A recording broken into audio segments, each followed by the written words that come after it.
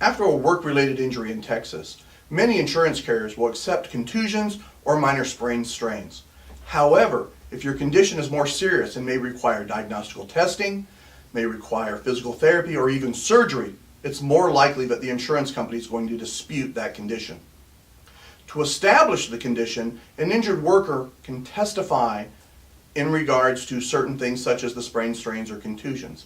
However, if it's not an obvious condition, they're going to require a letter from a doctor explaining how that injury is related.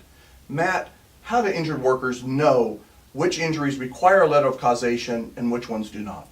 Well, for simple injuries like sprains and strains or contusions, you're not going to need expert medical evidence. Similarly, if you fell down and you broke your arm, that doesn't need causation evidence either. But if you have something serious that people don't generally understand, like a brain injury or a bulging disc in your back, or some secondary injury like a chronic regional pain syndrome, that will require a letter of causation. The reason is we have a general rule, and the rule says that if the public can understand a condition and its cause, then you do not have to have expert medical evidence. But if it's outside the realm of the general public's understanding, it will require that a doctor provide some type of evidence to prove the cause and the diagnosis. We call that a letter of causation in the workers' comp system. And so what does a letter of causation have? Well, it's going to have a mechanism of injury, and that's where the doctor describes what happened. Then you're going to have a diagnosis, and the doctor should explain how they determined what your diagnosis is. After that, there's going to have to be some type of accounting of the forces that were involved in the accident.